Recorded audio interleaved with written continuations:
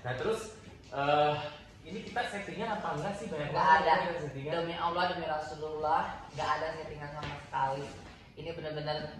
Sebenarnya kalau mau ngomong dendam sama dia, nggak ada sama sekali ya, demi Allah. Tapi kesel ada karena banyak hal yang buat dia kayak pas ulang tahun gue dia buat jadi problem, jadi gue kena hukuman gitu kan, walaupun hukumannya tuh masih hukumanis lah gitu kan, hukumanis. Terus udah gitu dia nelponin pecalang suruh gerbek kamar gue maling loh.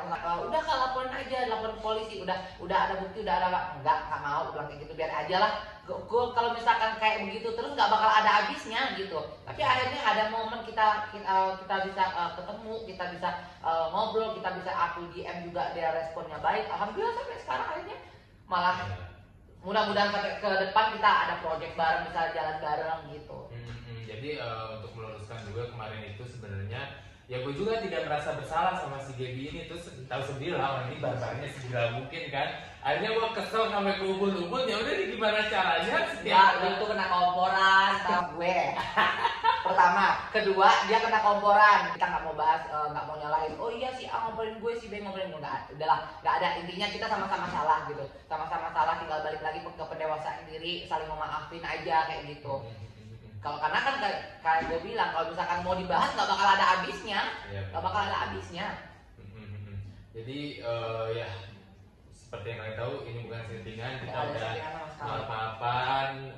Jadi buat yang di luar sana, gue juga pengennya tuh baik ke semua orang, ke pihak yang ini baik, ke pihak yang lain baik. Jadi tidak ada saling menjelekkan. Udah kita nggak ada eksak. Nih ya, aku potong.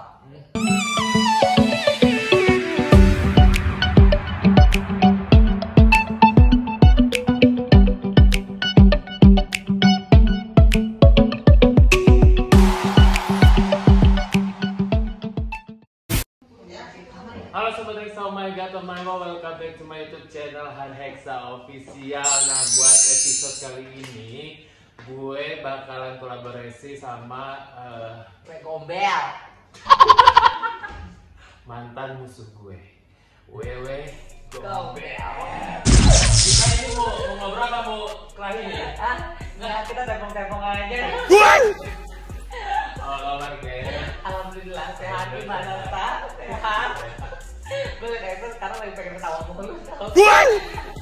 Jadi gini guys, ini pasti banyak banget yang bertanya-tanya kenapa gue sama Gaby bisa jadi satu frame. Padahal dulu ya, dulu nih lu sendiri ya.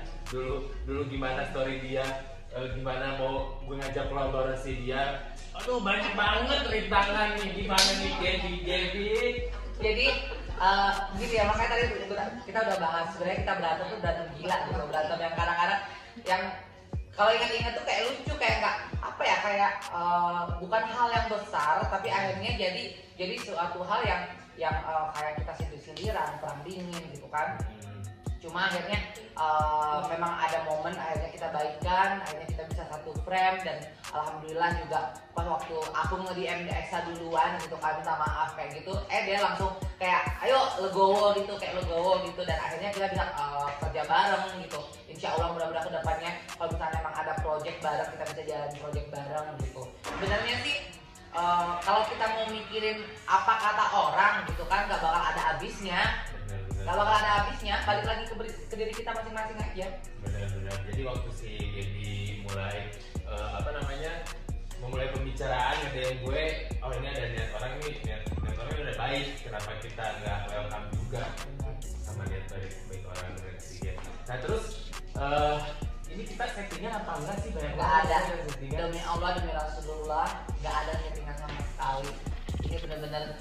Sebenarnya kalau mau ngomong dendam sama dia, nggak ada sama sekali ya, demi Allah. Tapi kesel ada karena banyak hal yang buat dia kayak pas ulang tahun gue dia buat jadi problem, jadi gue kena hukuman gitu.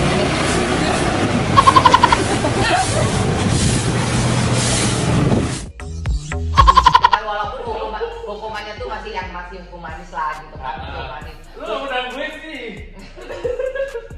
Terus udah gitu dia nelponin pecalang suruh gerbek kamar gue, sampai jendela kamar. Allah demi Rasulullah nggak ada dendam sedikit pun, tapi kesel ada gitu, kesel ada sama dia.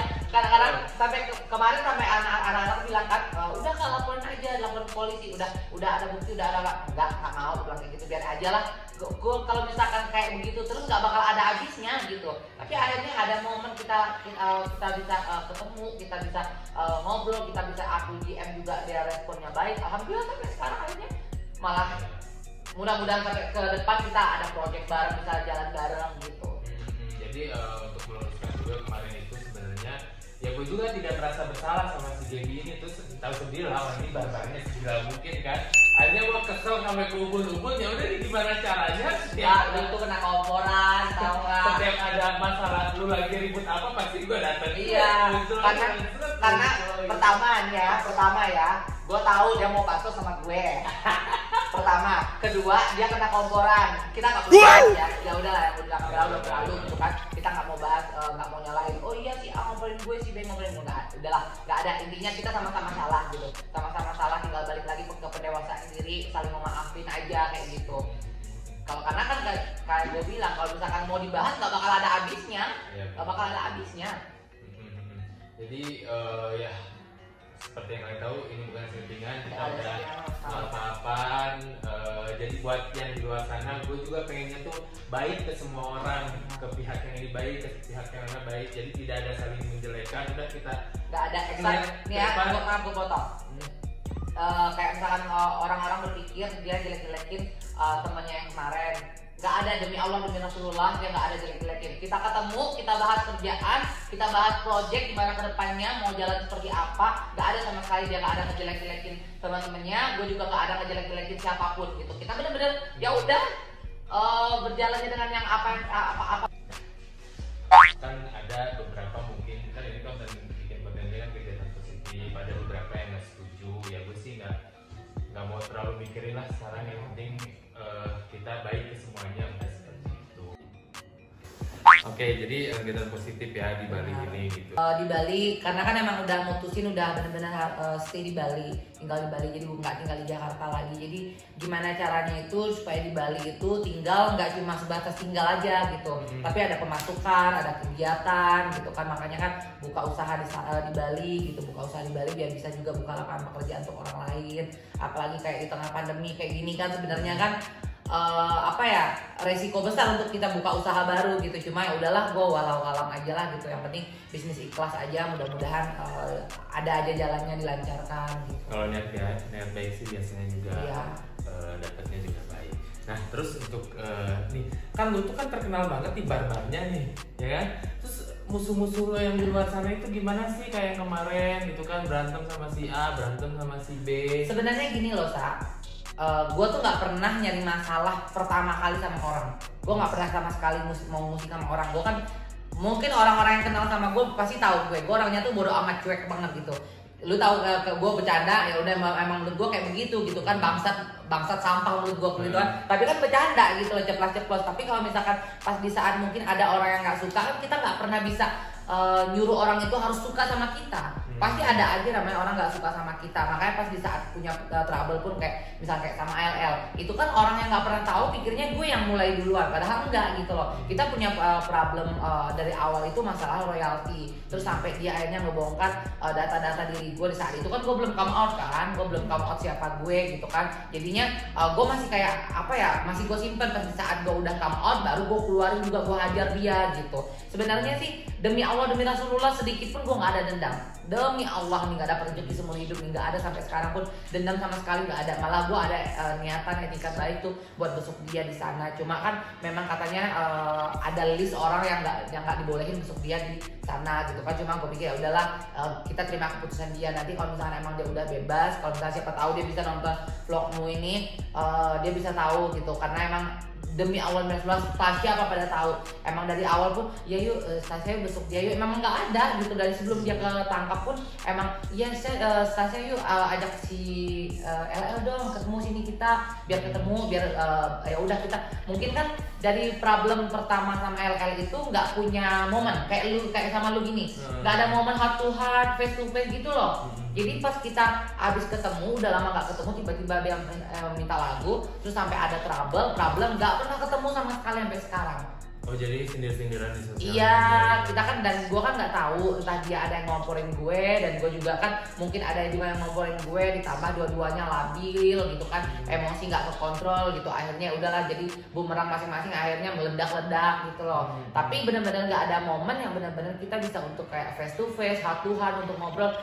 Lu sebenarnya kenapa sih kayak begini, atau misalkan ya udah nih unek-unek gue nih seperti ini, nggak ada momen itu gitu. Oh gitu, jadi belum ada kesempatan Nggak untuk ada, ketemu lah intinya nggak ada gitu. momen itu. Terus desas-desusnya kemarin katanya geng-geng kalian nih yang membuat LL seperti ini.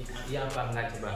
Gini ya, kalau misalkan mau dibilang demi Allah demi Rasulullah, kalau mau dibilang desas-desus buat LL kayak begitu, gue mau jujur nih ya, jujur memang ada orang yang melaporkan LL.